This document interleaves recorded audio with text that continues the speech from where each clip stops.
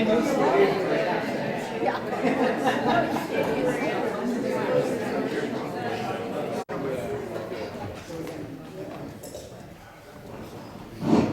right, welcome everyone. It's really nice to see you here. It's been a very busy day with a lot of competition from Mother Nature and the Oktoberfest and the Giants and the playoff. And here all the folks are here. Before we get started, I like to do the usual introduction. First of today's forum, we have 7 folks who were inspired by Sea Ranch to write about Sea Ranch. And there are historians and playwrights and poets and authors and publishers. So we have a real spectrum of background and publications that they've been involved with.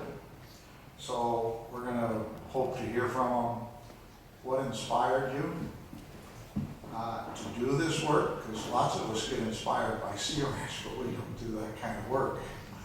So we're going to get an idea of what they may have personally gotten out of this effort. Sometimes you think you know something, you start to write about it, and you find out how much you don't know. And I think these folks learned a lot and put a lot of effort.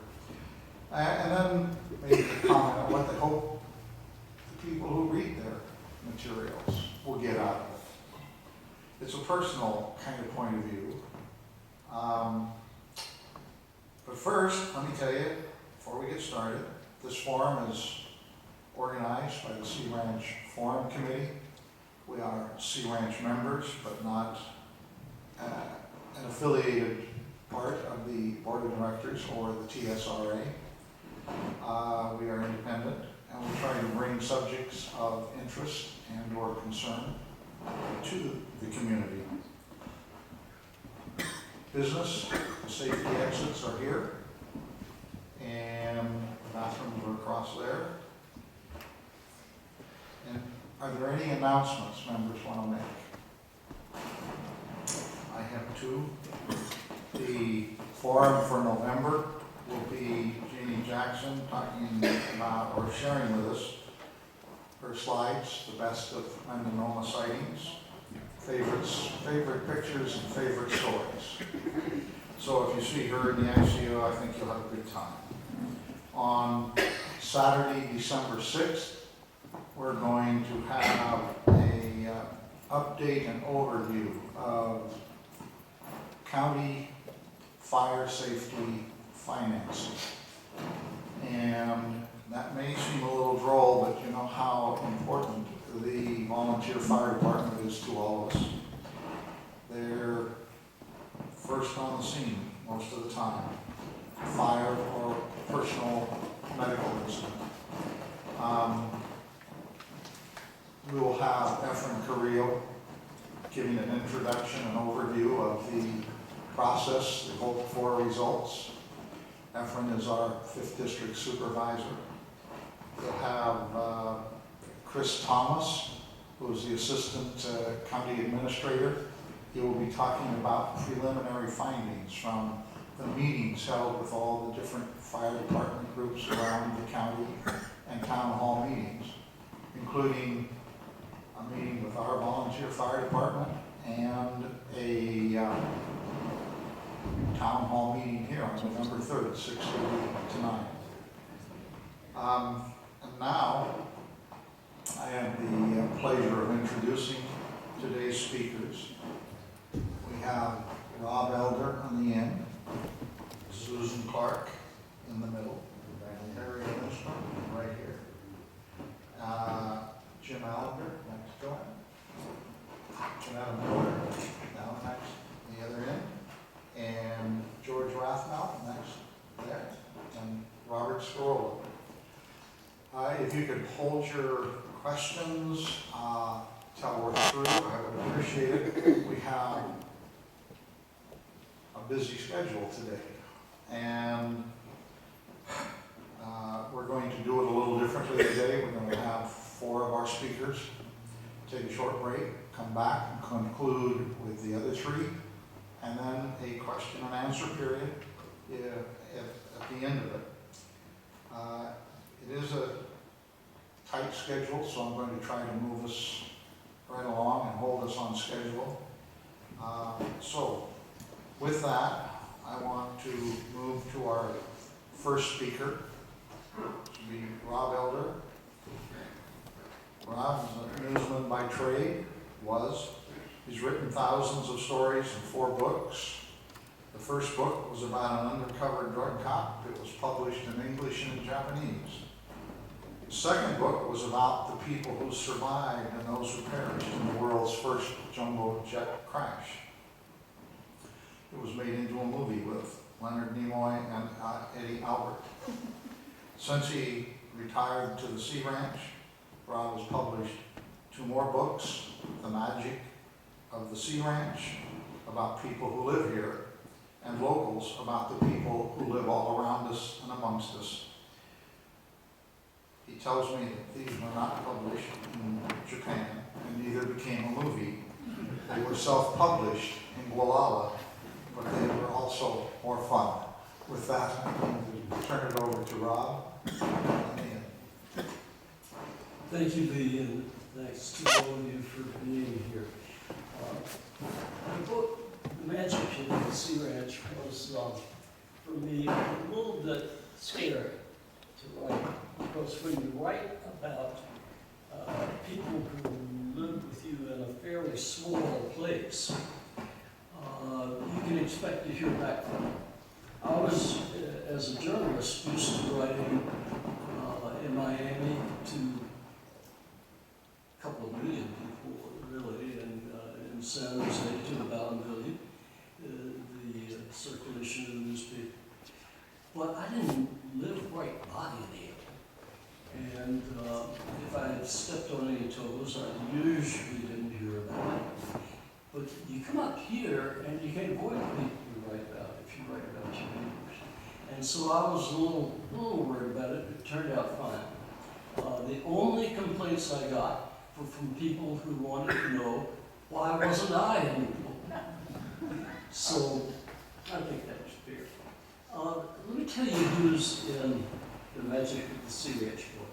There's Barbara Stoffaker Solomon, Snap Binker, Jaron Sevi, Sally Skibbons, Reverdy Johnson, Joan Stornetta, Anna Halpern, Jan Ann Strand, Jim and Mary Alinder, Susan Clark, Chester Case, Jackie Voss, Kathy Gordon, Carol Emery, Diane Loki, Jerry Taylor, Katie and Stephen Atherton, Alice Ringwald, Craig Dublin, Keith Wilson, Francis Alden, Jackie Gardner, Marty Covington, Norman Walken and Paul Batchelder, Martha Walken and Patty Batchelder, Joel Crockett, Lou and Maynard Linden, Hella Alanayanan and Margaret Smith, Trink Woodward, Charles Richardson, Rose Hawker, Ray Hespeth, Richard Keene, Marky Hagan, Phil Graff,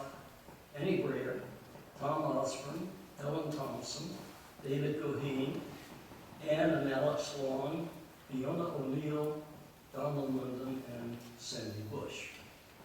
How many of you know at least one of those people? That's what I thought. And that's why I wrote them. I wasn't writing a history of the Sea Ranch, and I'll read you a couple of paragraphs that try to explain that. This book is not a history, there's history in it, but also imagination and conjecture and magic. Magic, it brings people into this area, and the magic they bring with them. Most of those interviewed in this book are sea ranchers. Some by choice are not. And some of those who live on the ranch were included mainly for things they do in the larger community. Magic, like love, knows no boundaries. There was a limit, unfortunately, to how many people I could interview for this book. For every one, There are many others who could have been included, save for the limitations of time and space. I made the decision not to interview any staff or anybody on the board because there are limits to what they can say. The greatest limitation is that while I know a lot of sea ranchers, there are many I have never met. And I needed to save some interesting people for the sequel, so I did. Still, no one could be more interesting than the people who are able and willing to articulate what you read here. Their words are in themselves a form of magic. It's their magic, not mine. I'm grateful to them for letting me put some of it on paper. I'm especially grateful to a woman in the audience today, Carolyn Andre, for the cover photograph, which I could not take. I'm grateful to Alice Wingwall for the photograph accompanying her interview. Those of you who know Alice know she's blind, but she's also a photographer. I'm grateful to Jeff Elder, my son, and Fiona O'Neill, my friend, for providing crucial advice that helped me set the tone of the book. Janice Venora helped me check demographic information. Nina Zerier designed the book. Joel Crockett was generous with advice about selling it. And to all of them, I say thank you. Finally, I was most grateful to my wife, Jacqueline Voss, who, while working on a much more complicated book of her own, she's an art historian, edited this one and provided encouragement, both loving and stern, in precisely the right proportions. Greater love hath no woman than to deal with a husband who's right. The other book, Locals, is a whole different cup of tea. There are sea ranchers in it, but only because they have effect on the whole community. And most of the people in it are not sea ranchers. People in this book are Archie Anderson, Carolyn Andre, David Anthony Wall, Tom Riffley, Ron Bishop, Eric Black, Steve Bowen, Marty Campbell, Rosemary Camponia, Jack Schlottick, Ron DeVera, the Estrada family, John Fox, Tim Gallagher, Millie Harris, Bill Hay, you know those big bedrock trucks? You never seen those big bedrock trucks? Yeah, no, that's Bill's trucks. Steve McLaughlin, Paul Morimoto, and Paul Vieira. Marco Morimoto and Paul Vieira. Mark Mason, Pete and Patty Matson, Steve May, Barbara and Alfred Roscoe, Rich Perry, Bonnie Plakos, Chris Bowman, Barry Richmond, Junior Roddy, Chucky Sorensen, Walt and Donna Jeanetta, Lupe Valencia, Tony and Susan Ventrella, and John Wingate. What a mix of people. What a mix of people that is. And the fun for me really is living here and knowing all those people. And when I first came here, I didn't know anything. I came here to visit somebody who lived here. And it was a woman that I was occasionally dating. We weren't serious, but she invited me up anyway. And she drove us into town to buy groceries, and she turned left into the surf parking lot. And I noticed across the street there was another market, and it was bigger, and it had a bank attached to it. And I said, well, why are you going to this one and not that one? And she said, oh, we shop at this one. The locals shop at that one. Well, in time, I would learn that that was a vast oversimplification. Things are much more mixed up than that. But little by little, living here, became aware that it is in many ways one community.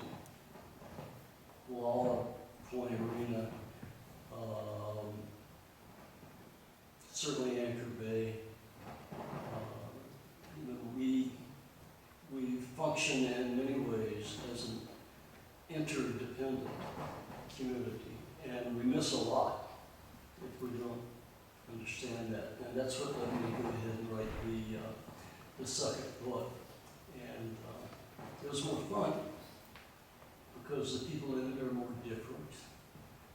Sea ranchers tend, for the most part, to be in the general same age group, the general same income group. Many of us were professionals and retired. You go into some of the communities around us and meet all kinds of people who are not exactly like us. I was trying to cross some of those boundaries in the second book, and I feel good about it because the kind of feedback I got. And again, the complaint I got for the second book as well as the first one was only from people who called and said, why wasn't I in it? And that's a hard question to answer, actually. I sometimes stammered around a little bit and said, well, I didn't know I didn't know exactly who you were or something like that. But it is hard to explain when you write a book about a community, how you pick the people. And the honest answer was, I put the people I thought would be, that I knew would be interesting. I realized there were a lot of interesting people I didn't know, but that's harder to do. So I think I've said about what I need to say about these books. I would hope you might want to read them. To me, the research I did for these really enlarged the world as I understand it up here. And that was a lot of the fun of doing it. And I'm finished a minute early, I think.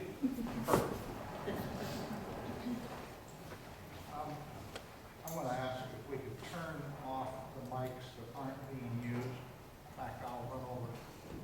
Just push the slide down away from there seems to be some interference that we haven't had in the past, but it's distracting. Our next speaker is Susan Clark. The book is Images of America, the Sea Ranch. Susan came to TSR in 1976 and started building her house in 77 and said she finished building it on the same day the main bill got signed and there was a new trail in front of her house. She has a bachelor's degree in political science from Berkeley, a master's degree in architectural history from Sonoma State. She served for 17 years on the Sonoma County Landmarks Commission and the Santa Rosa Cultural Heritage Board. She also served for 6 years on the Sonoma Design Review Board. At TSR, Susan has served on the board, as chair of the board, and she's been a member, she was also is on the Sea Ranch Foundation, and I think has been so for almost forever. And that's amongst other things she has done. She also has her own business and has had for many years, the Clark Historic Resources Consulting Group, and wrote a history of the Sea Ranch. And she has an interesting story about how that came to be. So she's going to share with us the writing of that book. Welcome, Susan. Thank you. First of all, is this on? Okay, good. Well, I came about this quite differently, I think, than most everybody else that you're going to hear today. I didn't mean to write a book at all.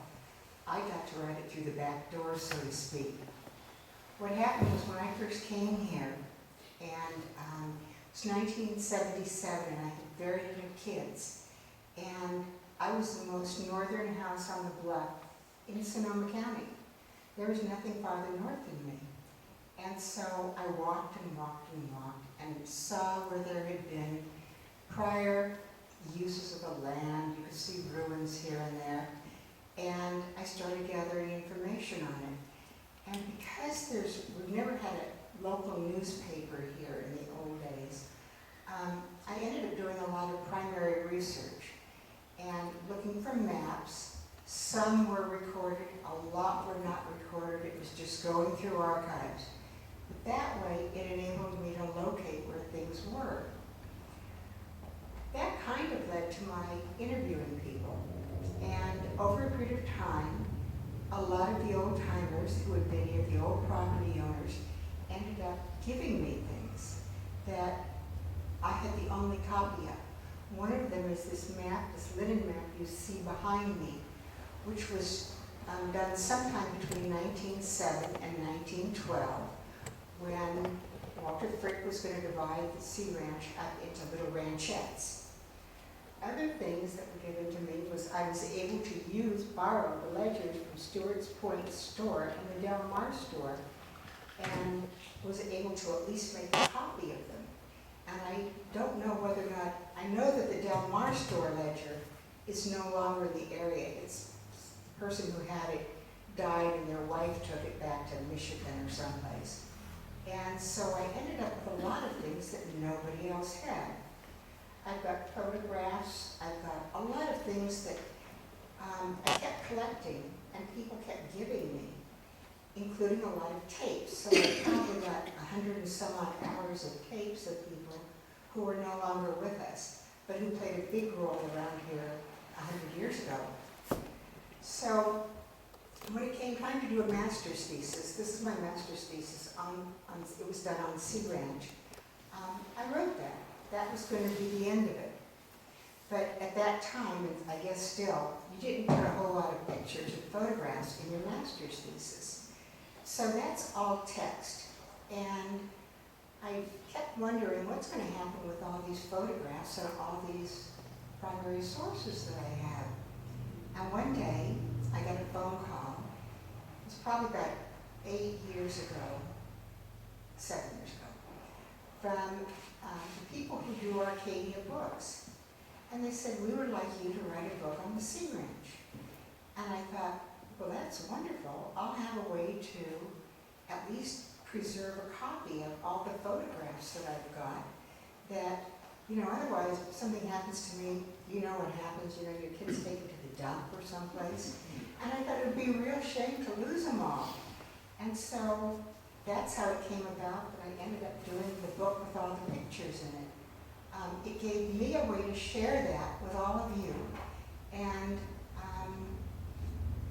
that was primarily what I was interested in doing. So that's my story. Thank you.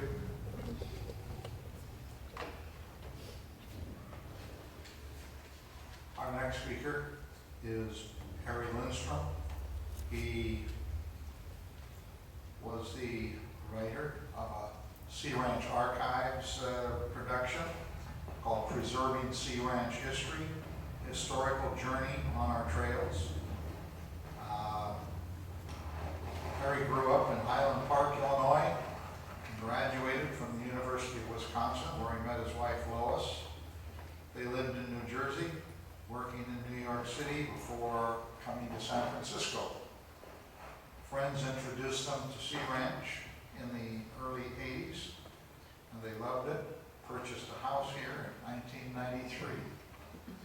Harry had a long career in the commercial insurance business before retiring and pursuing his personal dream of doing historical research and writing. He's a member of the Sea Ranch Archives Committee, which, as many of you know, is a very active group at this point. With that, Harry. Thanks, Lee. As you can tell, my background isn't as fascinating as some of the other folks out here. Nobody likes to talk about insurance. But We all have it. we all have it. Throughout my life, I've always been interested in history, and I've always looked forward to areas that I've visited or that I've lived at to find out about the people who had lived there before me, what they did, where they came from, how they got here, and if they left, why did they leave. So my interest in history has been kind of a hobby. And the period that I'm most interested in is from the gold rush days up until World War II. I see that as a time as a great transition in our society. We transitioned from an agriculture to an industrial society. I think the people back at the time in the mid-19th century were very self-sufficient, very resourceful people, and relied heavily on community. A lot of the characteristics, actually, that I see in the Sea Ranch community, where we've accomplished so much with volunteers. I think most people can hear me without...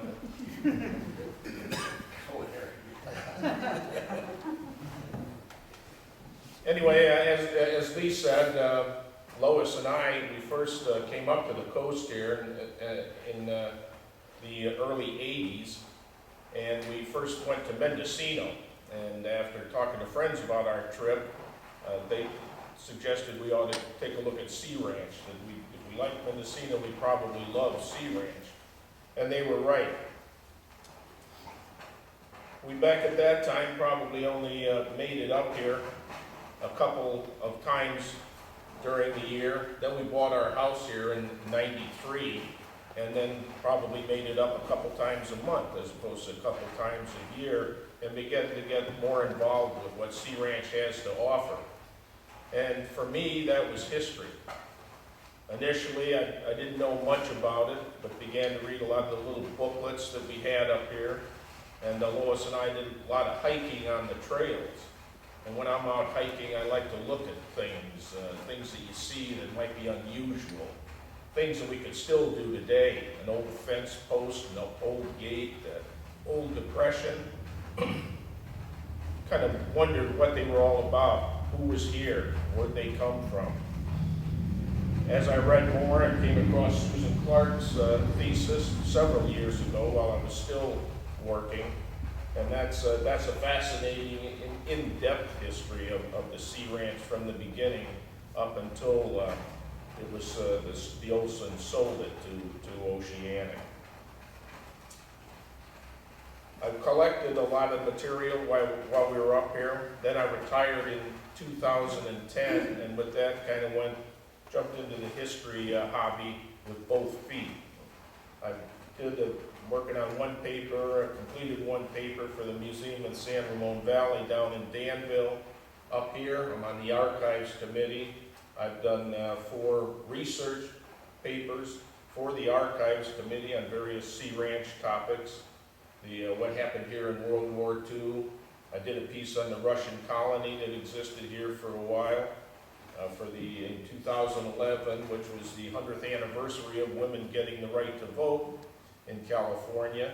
I did a piece on the schoolhouse and included information about what women were doing up here at that time. And then the 4th piece I did was on shipping and landings that existed along the coast.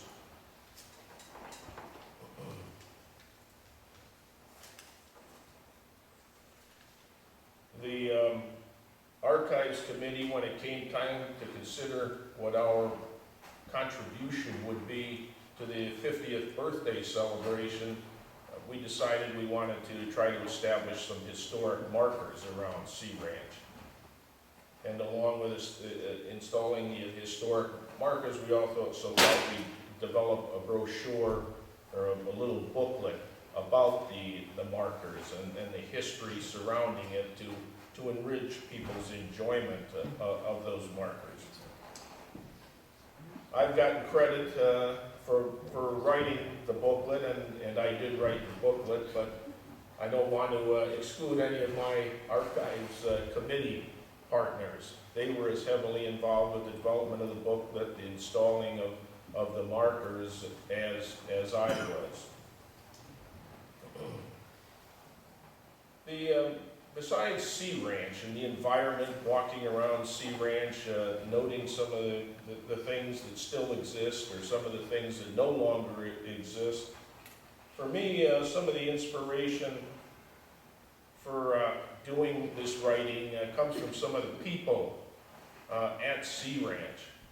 And Jeanetta Strand, who passed away this year. She wrote a lot of rambles and scrambles articles, she called, that talked about nature and talked about historic sites. Those I've read several times. I've read Susan Clark's book more than once, her thesis as well as her Arcadia book. And of course, Susan is the resident expert on history. I've also been inspired by the efforts of people like Susan and Jeanetta. George Rathmell's another one, who have, through an extraordinary effort, preserved some of the artifacts and some of the significant structures, most notably the schoolhouse and the barn. Finally, the purpose of us establishing the historic markers and the booklet was to try to encourage people to get out on the trails. One thing I discovered was a lot of people wasn't aware of our history before Oceanic.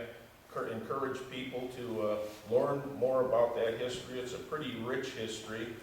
Like Lois said to me at one time, she was surprised there was even any history here. But there's a significant amount of it. A lot of things are still left to be discovered around Sea Ranch. As I said, you walk around, you see an old gate. With me, I wonder who used this, who put this gate in. You'll find little depressions in the ground. Look at some of the rocks. Sometimes you'll find odd kind of holes in rocks. Things like eucalyptus stands, which are non-native trees to California, usually signify some presence in the past. I would find myself finding out, well, who was there? Who planted the eucalyptus? It's really a fascinating place, and the hiking, of course, is healthy and interesting in itself, but there's a lot of things still yet to be discovered on Sea Ranch. With that, Lee, I'm done.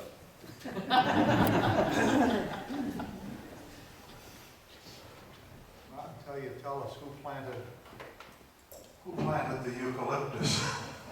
I don't know in all cases who planted it. Susan might have more knowledge about that than I, but I'm not sure we're 100% sure. We can make some educated guesses on some of them. I know people don't all like eucalyptus, Bill Wiemeyer in particular. Probably the Native Plant Society looks askance. Yeah. Somebody wanted to get rich in the great we're going to sell railroad ties scheme. Okay.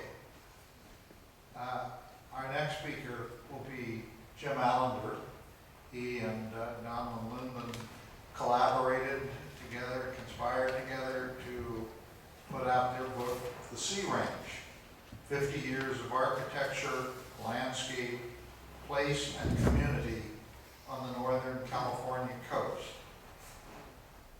Jim is a native Californian, but was raised in Minneapolis. That's the reverse migration that most of us have taken from the Midwest to here. He became a freelance professional photographer while still a teenager. He has a Bachelor of Arts degree from McAllister College and a Master's of Fine Arts from the University of New Mexico. He has done many things. He was a professor of photography at one point. And at the request of somebody you will know, Ansel Adams, he became the executive director of the Friends of Photography in Carmel, which was developed into the nation's largest nonprofit photography organization. After a dozen years of doing that work and building that group, Jim resigned to return to being a full-time artist and moved with his wife Mary to TSR in 1990. And in that year, they opened the Alinder Gallery in Guala, store devoted to fine art photography. And clearly, for those of you who know his book, the one he and Donald did, he's still pursuing it.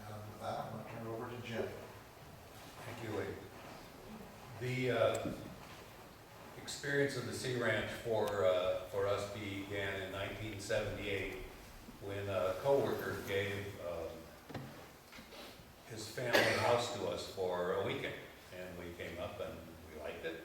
And we would, over the next few years, we would come up several times and renting different houses. And then in 1984, we purchased our first house here, first of 5. We haven't moved very far, but we keep on moving. Anyway, then it was a small house on Black Point Reach, just up from Esherick's hedgerow houses.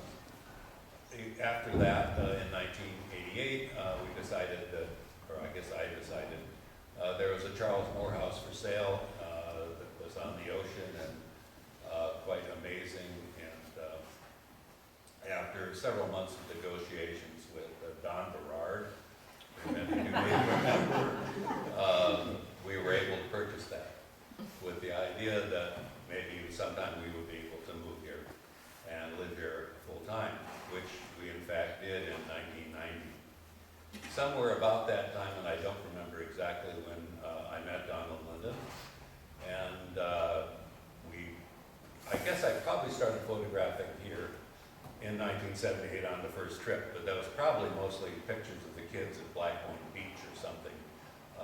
But I did get more serious as the years went on, primarily in photographing the landscape, not so much of the homes themselves.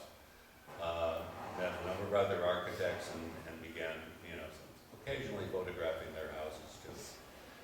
Don and I became good friends, and we talked over a number of years about we should do a book on the Sea Ranch.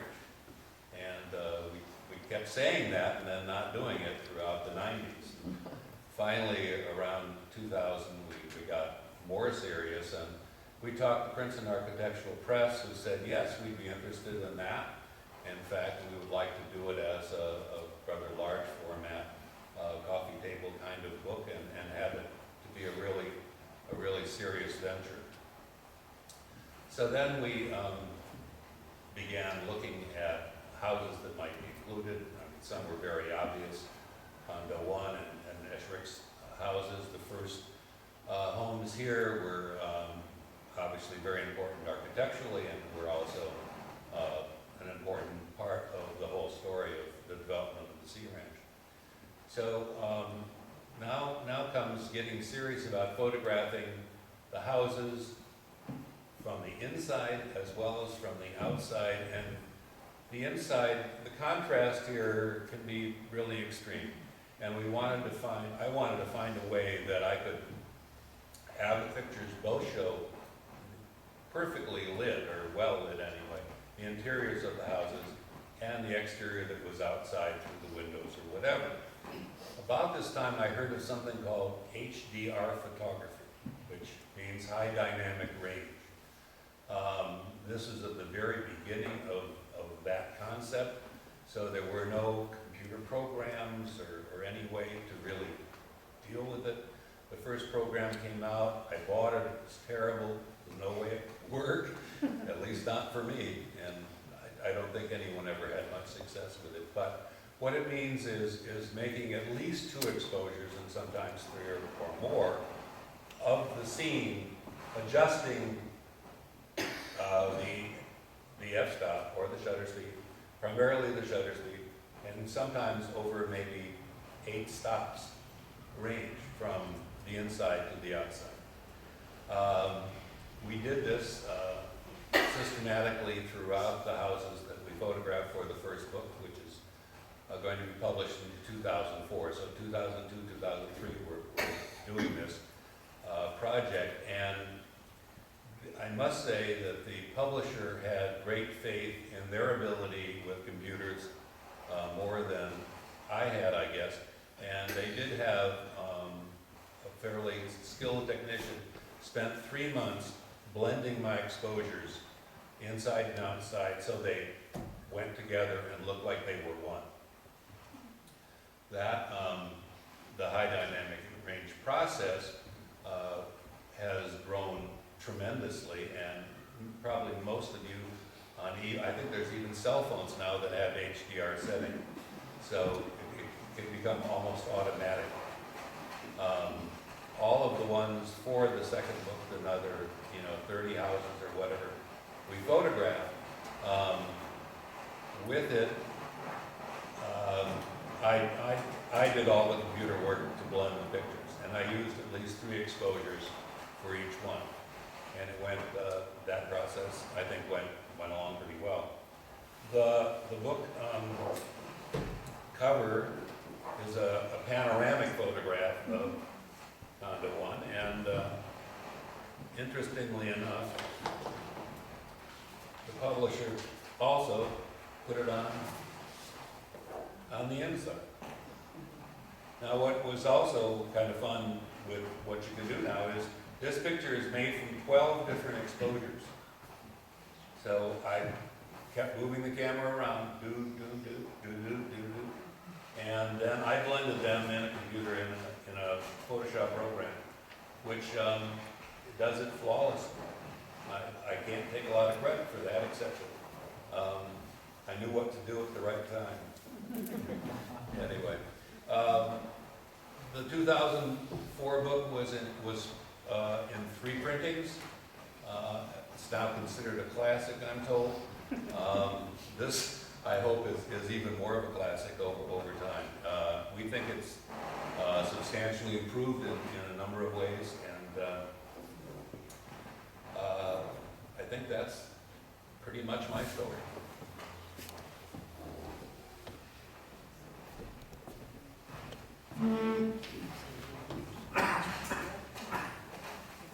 Well, we're a little ahead of schedule, but I'm going to, because we need to make a couple of small preparations, I'm going to go ahead and have you take a break now, and we'll come back and I'll yell and holler about 5 till, so we can sit down. And meanwhile, some of you may have questions for these folks who've already presented. Feel free to come up and chat with them, and then 5 till we'll resume and finish our program. Thank you.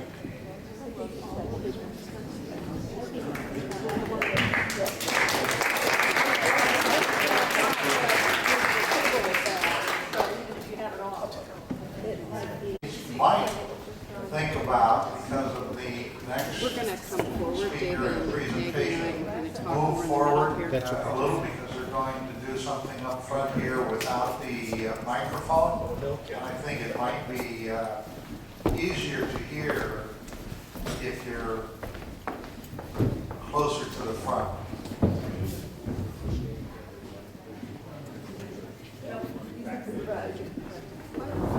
As long as you stay in this area, you're good. Oh, yeah. No, they're going to work. Well, they're not,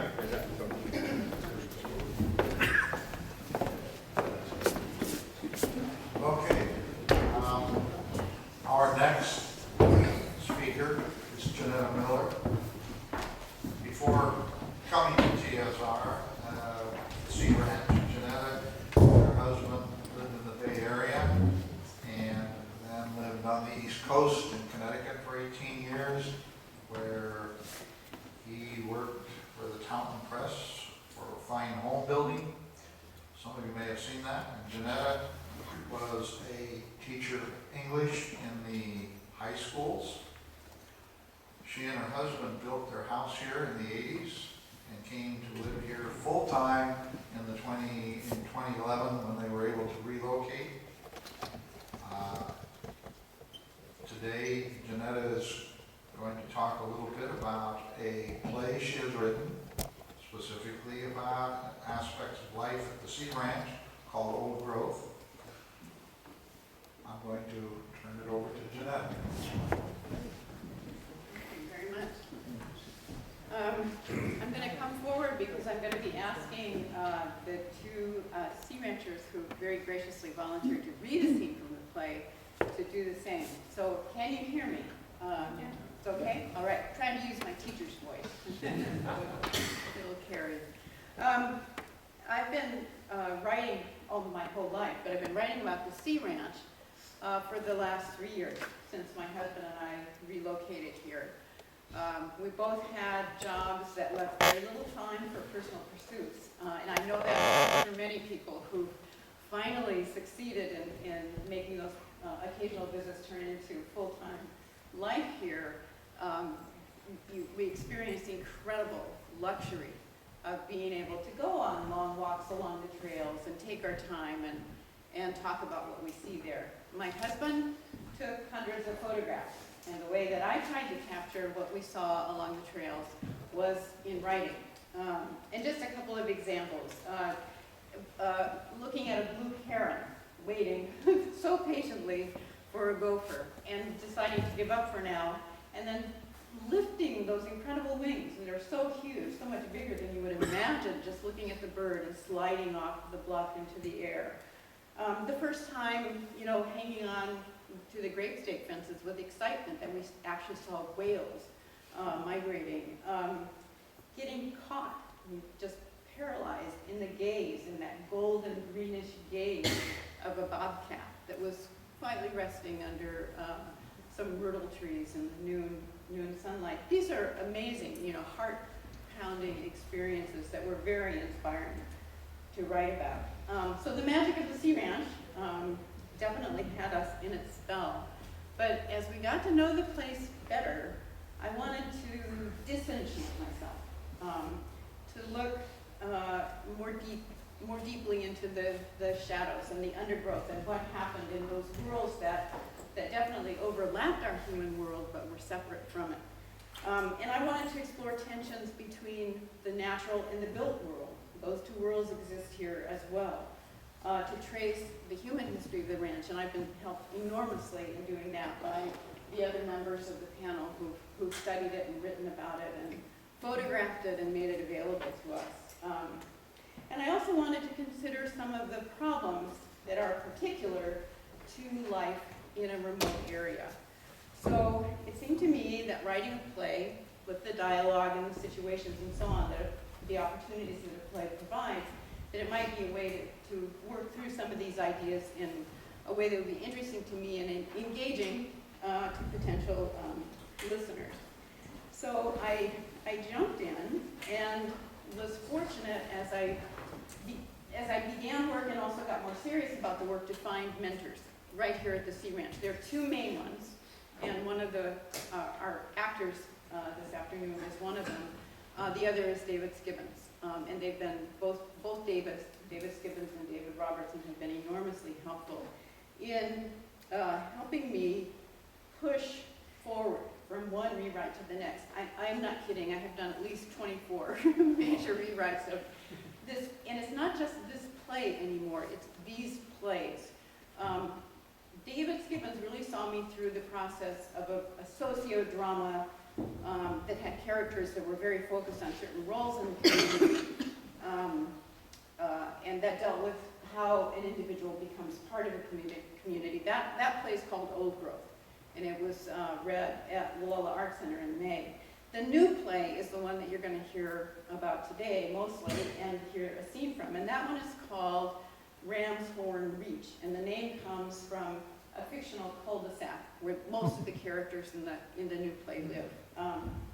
The new play revolves around a hard fact, and it's one that we all have to face when we choose to live in a remote area, and it is this: the place that we love so much can take everything away if we need help and we can't get it in time. The topic is serious, but the play does have its lighter moments, as I tried to capture both the occasional anxiety, but also the constant exhilaration of living in this beautiful, unique place.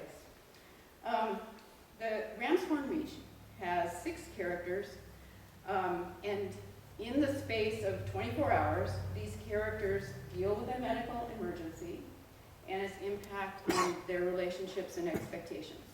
Under the pressures of uncertainty, and uncertainty somehow is the greatest pressure of all, they learn a lot about who they are and what they really want from life. The entire play may be read at a future forum, but right now, what I'd like to share with you is from scene 2 of the play. And this is a scene that takes place outdoors. imagine that you're outdoors with our actors on a hillside path, which has a view of one of our beautiful meadows. The main characters of the play are a couple named Emelle and Warren, and the scene you're about to hear involves two characters who are connected through Emelle. Steve is Emelle's ex-boyfriend, and Tess is Emelle's younger sister. As I've said, David Robertson is going to be reading with us, and he's going to be doing Steve. Maggie Crosby is our other actor this afternoon, and she's going to be doing Tess. And I can't tell you how grateful I am to both of you for coming out to do this, especially since I just heard Stanford is ahead. Notre Dame just went ahead. Oh, no. I don't know which is worse right now. Anyway, Steve and Tess have run into each other by accident, but it turns out that they have a lot to discuss. So David and Maggie, come on up.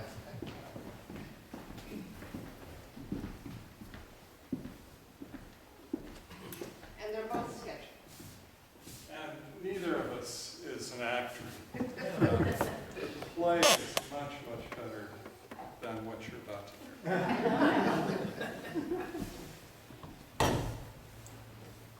We're both sketchy.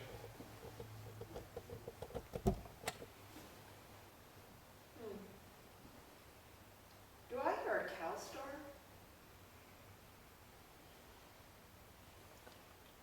Yes, heading over the ridge toward Santa Rosa. Ooh, I wonder who's in trouble. There's a storm coming in this afternoon. That helicopter is someone's last chance for an air rescue. The next car crash victim or crazy ab diver, well, they're going to have to take the long road. Whoever got the helicopter got lucky. You know, sometimes good luck follows bad. What do you mean? I think I'd rather draw. I'm not sure. Well, I got interesting news. Yeah, we all thought you looked kind of thunderstruck. What happened? I'm just not ready to talk, I don't think. I need maybe another couple of minutes. Oh, sure. See the hawk? Oh, the red tail up in the Douglas fir. Oh, it's taken off? Look how it's flying sideways like a French Phantom jet. Amazing. Yeah. I wonder if flying amazes the hawk, too. Oh, animals operate on instinct. They don't amaze each other. Well, not to be technical, but a hawk is a bird. Well, not to be technical, but animals includes birds, the concept at least. It just doesn't include minerals, plants. I guess humans too, you know, we think we're above it all. Right behind the hawk, there's a pack of vultures. God, you sometimes get the sense that everything in the world is looking for something to attack.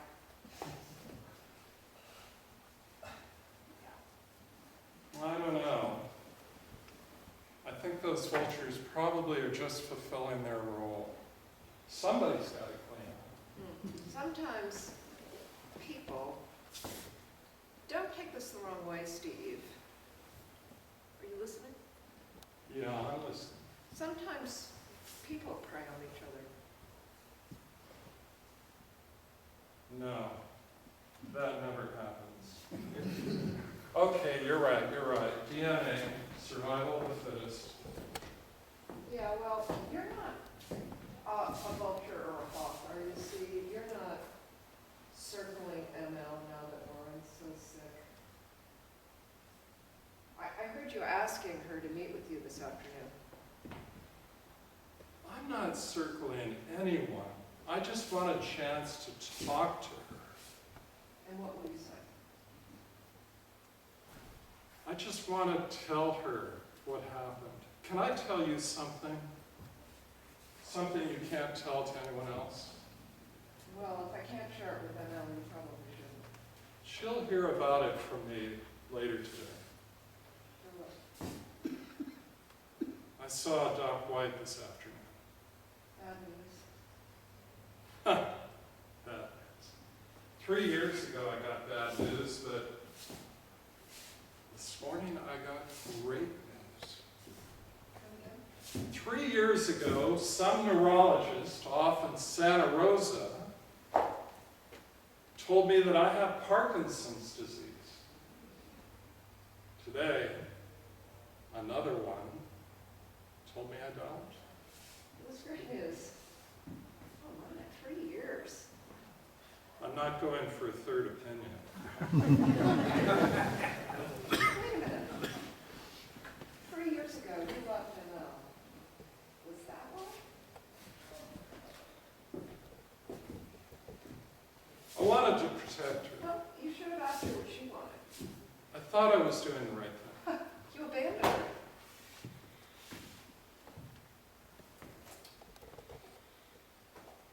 Let me draw. Well, I'm human. It was complicated. yeah, I know. But what now? What now? Yeah. I'll talk to her. She's your sister. Don't you know how she'd react to the news? She still hasn't gotten over the way you left. Well, if you look through the hole in those trees, look at that, you can see the flock. Oh, there's a little lamb all by itself. Well, those vultures may be following it. Look how it's moving. What would cause a ewe to abandon her lamb? You know, some lambs make lousy parents. So she just lets it wander off? Well, she may know that it won't make it on its own. How would she know that? You'd have to ask her. Do you draw much? Well, I like to, but I'm not as serious as you are. I just like to do sketches, rather than lug around photography equipment. At least when I want to remember stuff. Oh yeah, ML told me about the postcards you sent after you left. I just wanted her to know where I was. I just wanted her to know I was safe. That I wasn't off on some type of bender or something.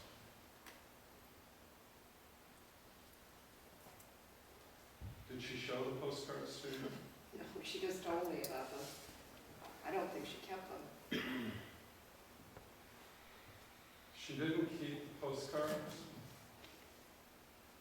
God, I just want a chance to explain myself. 3 years ago I lost my life to a faulty diagnosis done at great distance in a place that's 2 hours away. I just want the rest of my life back.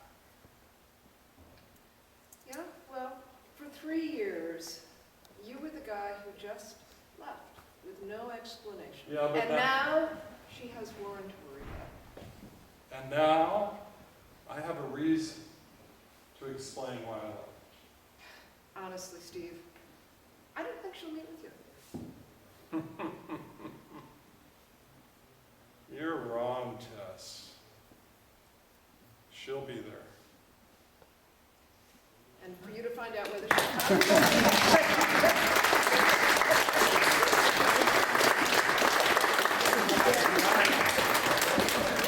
So thank you, David and Maggie, great job, and yes, you want to know how it all breaks out? you know what to do.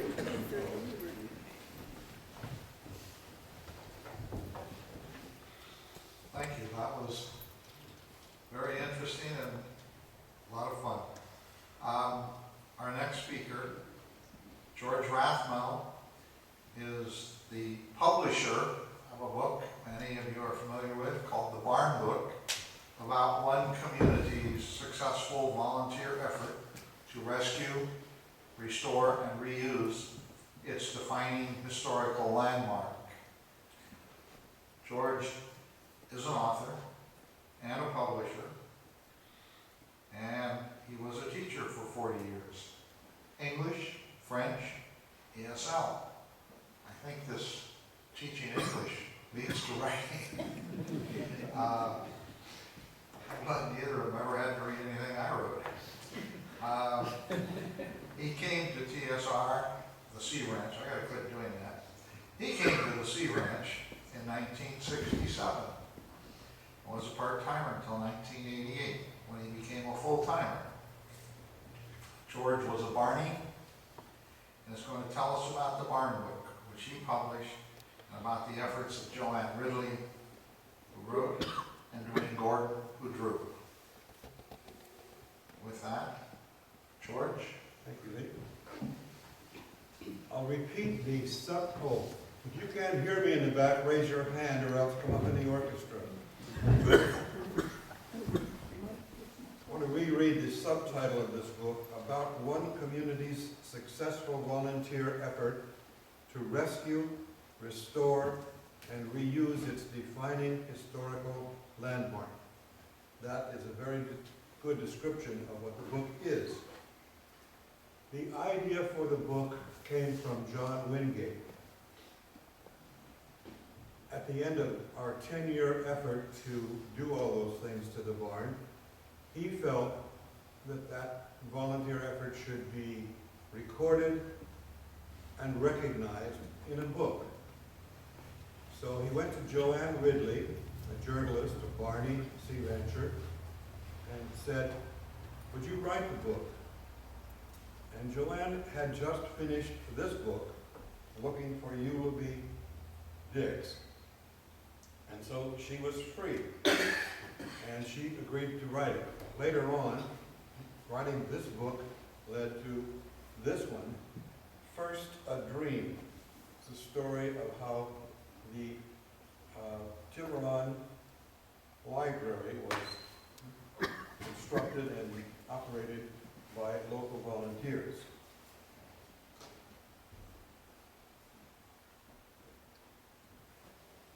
So Joanne agreed to write the book, and John Wingate went to Dwayne Gordon, a local artist, and asked him if he would illustrate it.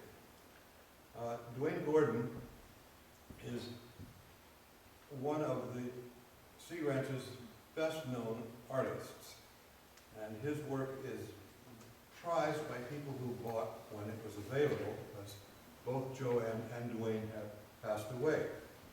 This is how Dwayne Gordon describes his work. For the past 20 years, I have lived and worked on the beautiful Northern California coast. As a painter, I find the combination of ocean and beaches, redwood forests, farms and vineyards, and lovely old buildings to be a landscape painter's dream. The shifts in light from hour to hour, day to day, and season to season give me endless inspiration. My medium is a combination of transparent watercolors and pen and ink. I like the clear, clean color of the paint combined with the crisp drawing quality of the ink, which can give such a variety of textures. I use this combination to give my work unique identity. I can view the sea from the front windows of my home, and I can reach out and touch the redwoods of the forest from my porch. To be able to live and work in this remarkable environment makes me feel truly blessed. So Dwayne took 42 photographs from the old days in the barn and from the work that was done on it, and transformed them into 42 pencil sketches for the book. If you are not familiar with Dwayne Gordon's work, there is one of his paintings in the building over there next to the fireplace. John Wingate agreed to advance the funds for the publication of the book, And then when he'd been repaid, all the proceeds would go to the Sea Ranch Foundation. To start selling the book, Wingate planned a publication party in the barn.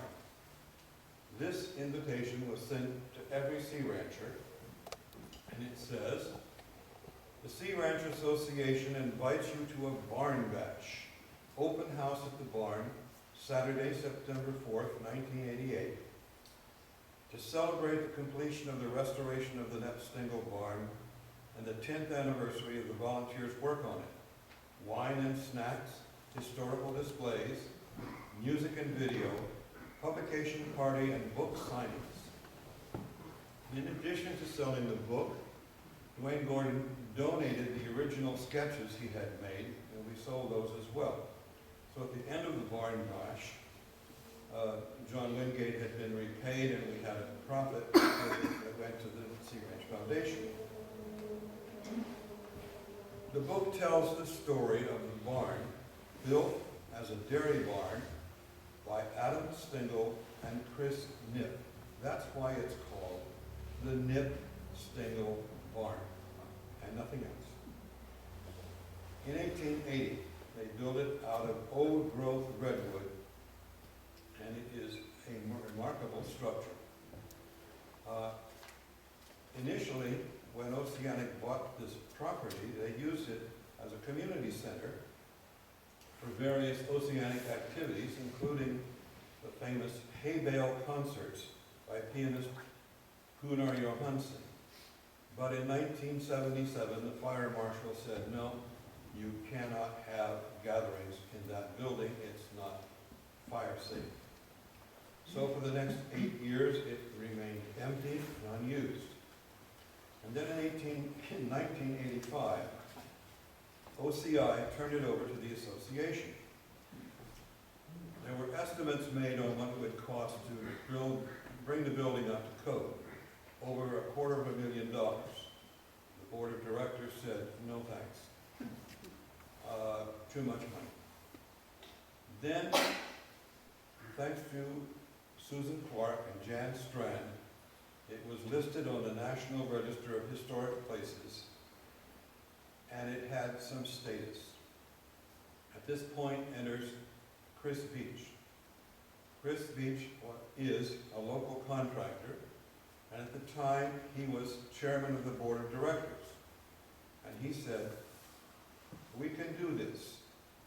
We can do this with volunteer labor, and I will get local contractors and local building supply people to donate materials." And so it began. We started working on the barn using volunteer labor and donated materials. And the barn book tells the story. If it had not been for Chris Beach and those 12 Barney volunteers who started the Knipp-Stengel barn, it would be an abandoned, disintegrating building. There would be no thespian productions, no Sea Ranch classic film program, no Christmas caroling, no Santa project, no lobster feed, and 2 weeks from today there would be no architectural court.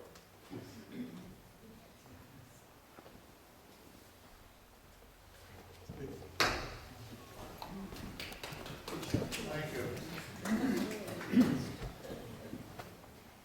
Our next and final speaker today is Robert Scarola. He has just published, I think the ink is still drying, a book which you can show you there called Rim of the World, Poems for the Coast. It contains his poetry and photos. Robert's been a poet most of his life and an educator pretty much all of his adult life. In fact, he taught poetry at Rutgers for 6 years, combining avocation and vocation. He's taught elementary school and has taught disadvantaged kids. Robert and his wife Nancy founded a computer company to teach computer skills to injured workers. And their students got jobs. It's a source of real pride.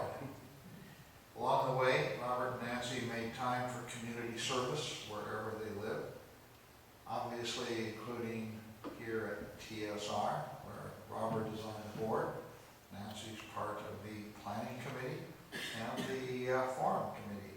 And now Robert has published his book of poems. Please welcome. I have to stand up. You can't read poems sitting down. There's no way. Nancy and I have been here about 4 years. We came here from, well, let's see, the East Coast, the Midwest, the Bay Area, Central California, Hawaii, Oregon, and Santa Rosa before we got to the Sea Ranch. So we've been around the horn. But I want to begin by saying how grateful I am to live in a place where nature dominates, where the surrounding environment is so accessible, and the care and nurturing of land, the ocean, and the creatures who share it with us is so conscious and important. I'm particularly grateful to all the people who live here at Sea Ranch and in this entire coastal region, not just the Sea Ranch, but up and down the coast, who are so dedicated to that stewardship. I started writing poetry when I was in my 20s. I spent a lot of time in nature where words in verse form just seemed to come to me as a way to describe and capture my experiences. I enjoyed writing and even imagined being a poet for a living. You know how that goes. Nancy came along, and she pointed out quite realistically, I'd never earn enough by writing to survive on and to raise our 2 kids. So I did something else. I went to work, but now here I am, at the beginning of my 7th decade, retired and living at Sea Ranch, where I finally have time to re-explore my early artistic interests in both poetry and photography. I think we have wonderfully heard here today how at Sea Ranch, historically, our planning, architecture, community activities, and residents have reflected so much dedication and commitment over the years. I hope I can add to that sense of conscious care for this place by writing poems that focus on the present and what happens here when we pause, breathe deeply, take a moment, look at the natural world around us, and in that quiet moment, open our hearts and minds and see what we can learn. I would like to read 4 poems today, all now published in this first book of mine called Rim of the World, Poems for the Coast. The book was inspired by living here at Sea Ranch and in this coastal region of Sonoma and Mendocino counties. These 4 poems are representative of some of the themes and styles that you will find in the book as a whole. Some poems are celebratory, others are a bit humorous, and reflect on how small and short-lived we humans are in the larger spectrum of things, and other poems try to capture the wild and rugged nature of the coast. Before I begin, I want to thank my wife Nancy for being the editor of this book, couldn't have done it without her, and my neighbor Connie King of Constance King Design for being the designer and getting us through the publication process. The title poem in the book is Rim of the World, which was inspired soon after we moved to Sea Ranch and walked the Bluff Trail for the first time. It is a celebratory poem and reflects our gratitude and joy at being here. I hope you will come with me now as I read the poem, and I hope you will re-experience your first walk on the Bluff Trail. This is called Rim of the World. On fog-graced, wave-pummeled, sun-beaten shores, where swallows somersault above broken rock cliffs and pelicans wing-brush waves, then dive-bomb fish flotillas, we walk, holding each other in our flying hats, small dizzy creatures, awed to breathless wonder by the greatness, the stunning, absolute, immeasurable greatness of the proximate, encompassing liquid Buddha of the planet. Drunk on sea mist, we stumble along the Bluff Trail, cut through salal and coyote brush and lupine, following cougar paw prints, dawn made in the fine dune sand. Giddy with grandeur, we inhale the fierce kelp-laden air on a wind-pressed ride from this cliff face to that breaker-bursting cove, where we are washed in salt spray, reborn skyward on osprey wings, then dropped and left to recover in a sun-streaked hedgerow. We revive and march again, out across fescue meadows, into the wave-sparkled tempest, past sunning seals and black cormorants and heaving gray whale blows, as flashing white gulls appear without warning, thrown at us by the hand of God.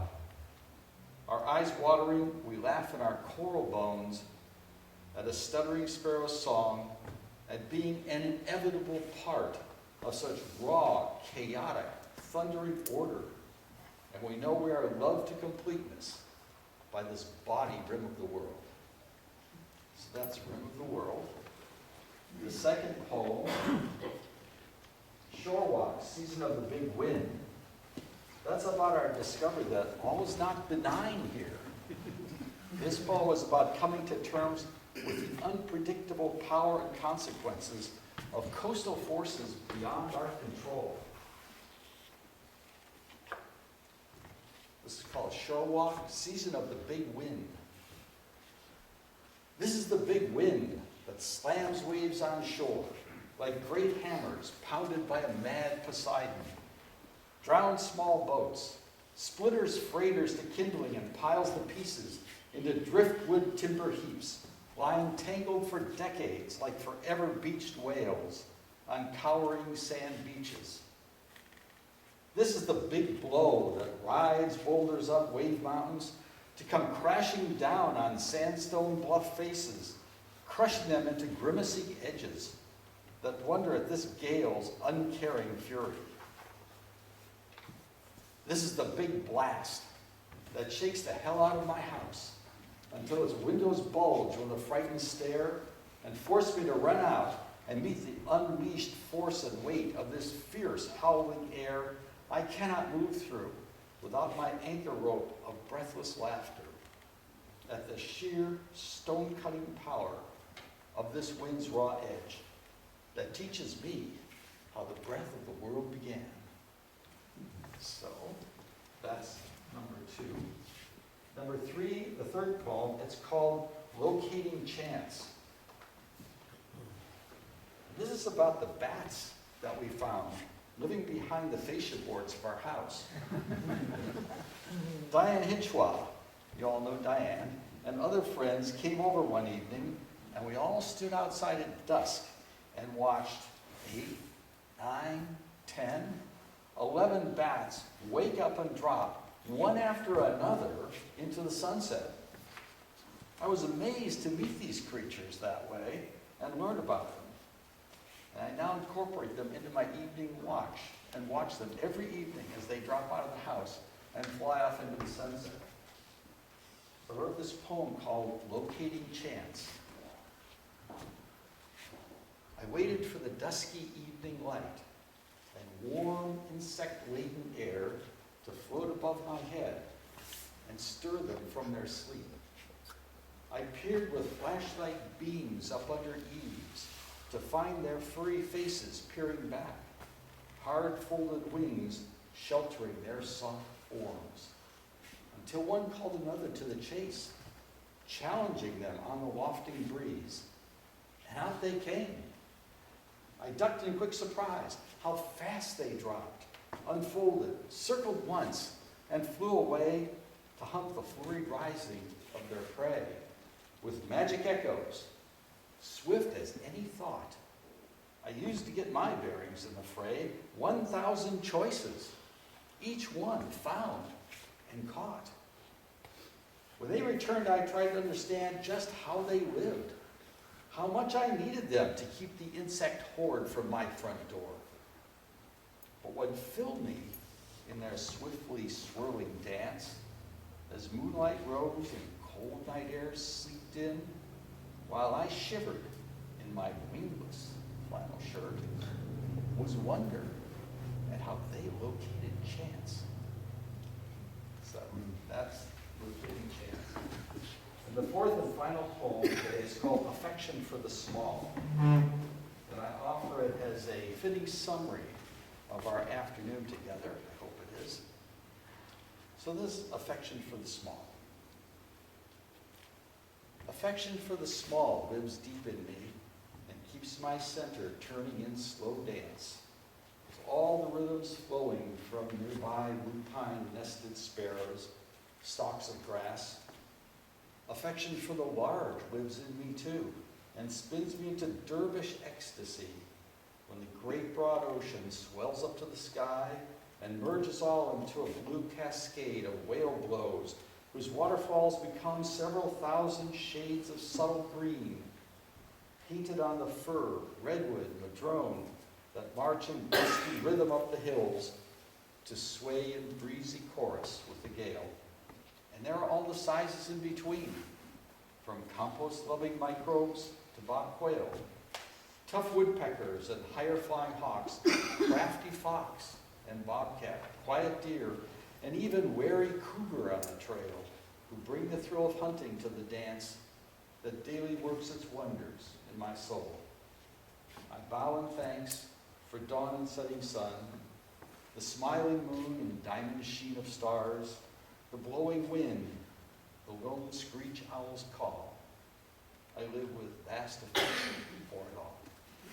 Thanks.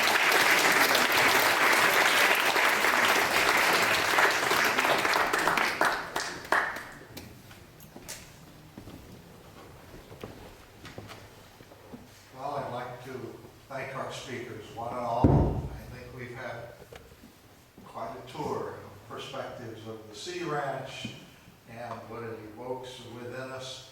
And I think what I like the best is the way they say it so much better than I do. So another hand for this wonderful group.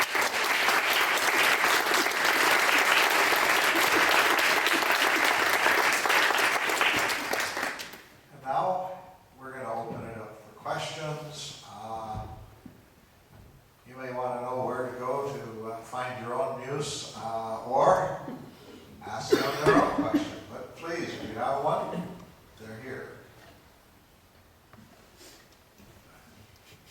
Everyone seems enchanted with the experience.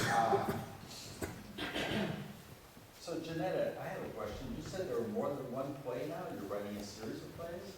Well, not a series yet.